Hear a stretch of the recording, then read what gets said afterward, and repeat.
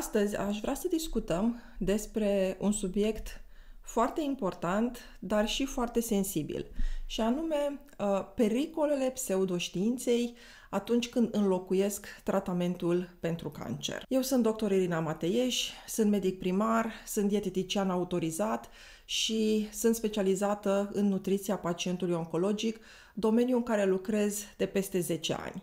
Și în această perioadă am întâlnit foarte mulți pacienți care au fost atrași de această zonă a dietelor alternative, a tratamentelor alternative, uneori alegând chiar variante foarte periculoase. Una dintre aceste forme de terapie anticancer destul de faimoasă este terapia Gerson și despre ea vreau să discutăm în materialul de astăzi.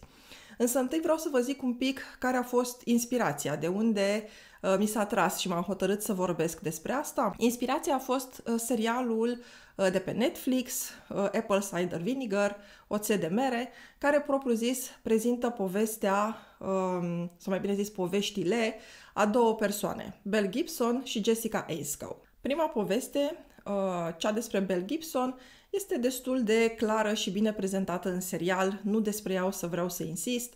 Este propriu-zis povestea unei persoane care a mințit, a spus că are cancer cerebral metastatic, când de fapt ea era sănătoasă și pur și simplu a inventat că făcea diferite terapii naturiste. Ceea ce a făcut-o pe Mel foarte periculoasă a fost faptul că lucrurile pe care ea le spunea au fost preluate de mass media, au fost preluate de social media, fără să facă nimeni niciun fel de verificare.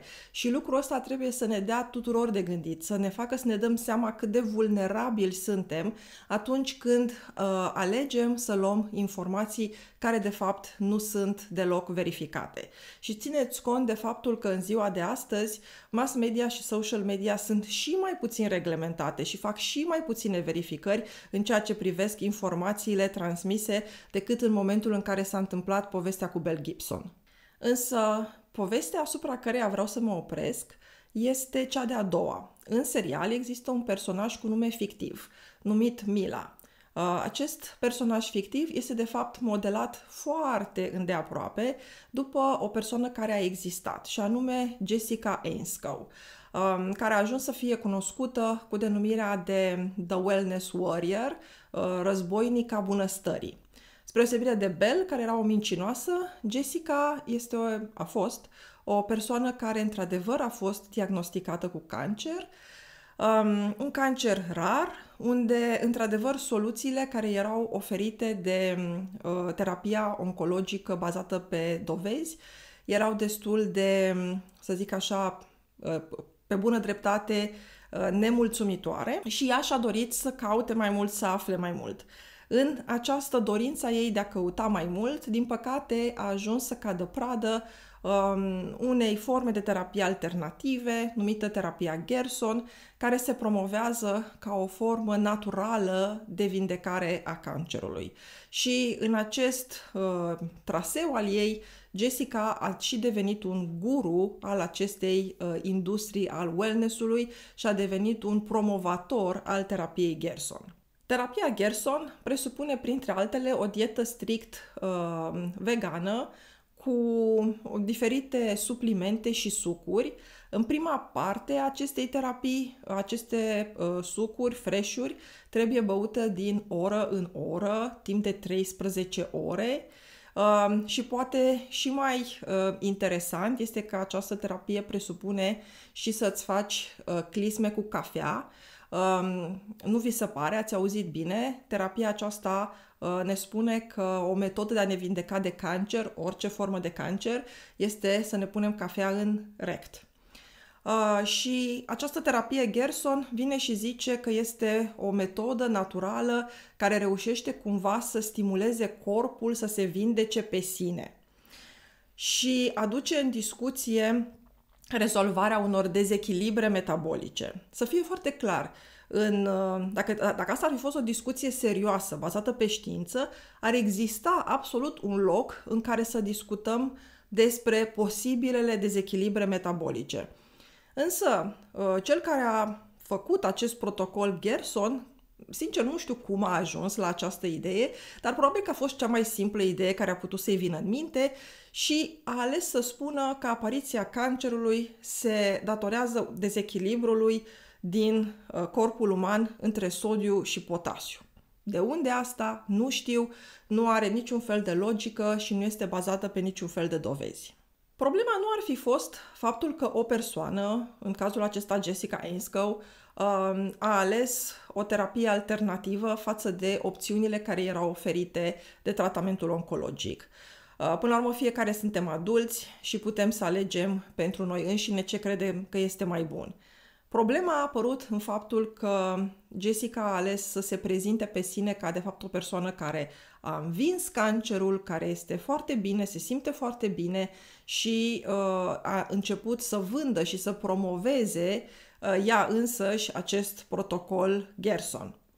Și în acest proces, bineînțeles, a ajuns să influențeze persoane bolnave care erau într-un moment greu al vieții lor și care, văzând povestea ei, au ales și ele să renunțe la tratamentul care le-ar fi putut salva viața sau prelungi viața, în speranța că dacă fac același lucru cu Jessica, o să le fie mult mai bine.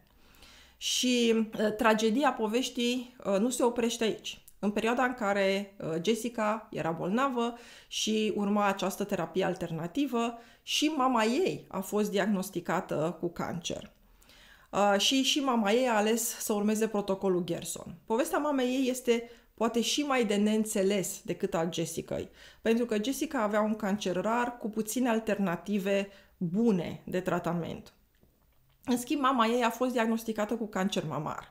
Un cancer care, dacă este găsit la timp și tratat corect, ai toate șansele să te vindeci. Și chiar dacă e găsit mai târziu și chiar dacă găsim un cancer mamar agresiv, tot este un cancer pentru care avem opțiuni bune care să ne prelungească viața și să ne ofere o bună calitate a vieții în acea perioadă. Însă, mama Jessicăi a ales să nu facă nimic din aceste variante și, evident, a murit. Și la mai puțin de un an, după ea a murit și Jessica, la doar 29 de ani. Ce face povestea aceasta și importantă, dar și foarte dificil și sensibil de discutat despre ea, este faptul că Jessica a fost într-adevăr o persoană tânără, cu o boală gravă, care, pe bună dreptate, ne face să avem simpatie față de ea. Dar în același timp a fost și o persoană carismatică, cu foarte bune abilități de marketing, care a reușit să-și creeze această imagine de influencer, de guru, de wellness warrior și în perioada în care s-a simțit bine, a reușit să-și construiască un mic imperiu financiar bazându-se pe lucrurile pe care le spunea. Și atunci, asta este ceea ce face această discuție interesantă, pentru că Jessica și mama ei au fost în același timp și victime, dar și complice și răufăcătoare. Victime pentru că ele însele credeau ceea ce spuneau și au căzut pradă celor care le-au vândut această idee, faptul că terapia Gerson o să le vindece de cancer, dar în același timp și complice și răufăcătoare pentru că ele au promovat mai departe către alte persoane această idee și alte persoane care poate ar fi avut o foarte bună șansă să urmeze un tratament corect, au ales să nu facă lucrul acesta și să facă ceea ce prezentau ele în zona de social media. Și vreau să folosesc acest moment în care poate există mult interes pentru serialul acesta de pe Netflix ca să atrag încă o dată atenția că să urmăm o anecdotă, o poveste personală a unei singure persoane, despre care niciodată nu știm tot adevărul, niciodată nu știm toate detaliile complexe din spate, să urmăm o poveste unică și să credem că ni se poate aplica nouă, poate să aibă rezultate foarte proaste pentru sănătatea noastră. Jessica nu este unică. Din păcate, există mii și mii, poate chiar milioane de persoane ca ea, care promovează diferite terapii alternative, suplimente, diete, fie ca terapie anticancer sau pentru alte boli sau în ideea de sănătate generală și pe toate le-am putea cuprinde sub cupola aceasta a industriei bunăstării sau industriei wellness-ului, cum este ea numită în limba engleză. Iar această industrie este o industrie chiar mai mare decât industria farmaceutică, aducând anual trilioane de dolari sau de euro, depinde cum vreți voi să măsurați. Ceea ce este însă interesant este că de obicei persoanele care vin și vând genul acesta de lucruri se prezintă pe ei ca niște luptători mici care răzbesc din greu în fața industriei farmaceutice pe care o denumesc Big Pharma. În vreme ce, de fapt, industria wellness-ului este și mai mare și mai nereglementată decât industria farmaceutică însăși. De obicei, aceste terapii alternative sunt promovate sub masca naturalului, sub masca terapiilor alternative. Dar ele nu pot să reprezinte o alternativă atâta timp cât nu funcționează. Așa cum și terapia Gerson se prezenta ca fiind capabilă să detoxifice și să reechilibreze metabolismul. Fiți tot timpul foarte atenți la cuvintele astea, pentru că o să le regăsiți în aproape toate formele de terapii alternative.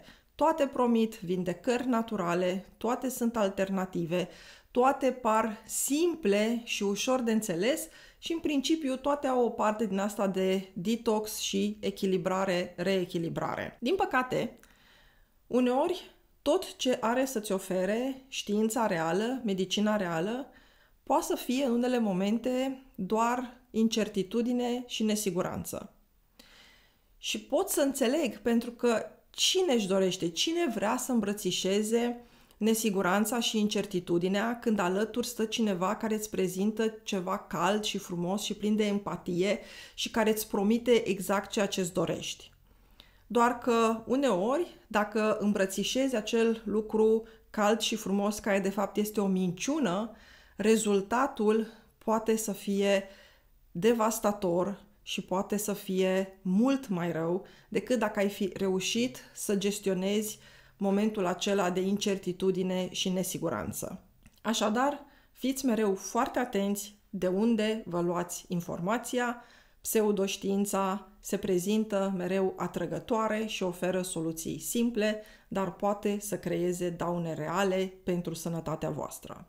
Sunt absolut de acord că dieta, activitatea fizică, terapia psihologică sau alte forme de gestionare a stresului sunt foarte importante.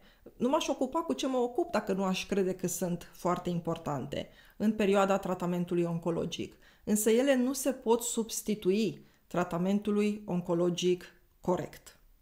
Nu vă lăsați influențați de povești frumoase din zona de social media și atunci când este vorba de boli serioase, discutați în primul rând cu profesioniști din acel domeniu. Sper că acest video v-a ajutat să înțelegeți mai bine pericolele asociate cu pseudoștiința și v-a ajutat să înțelegeți mai bine ce fel de întrebări ar trebui să vă puneți.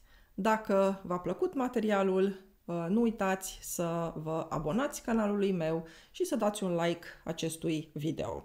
Și nu în ultimul rând, rămâneți informați și nu vă jucați cu sănătatea voastră.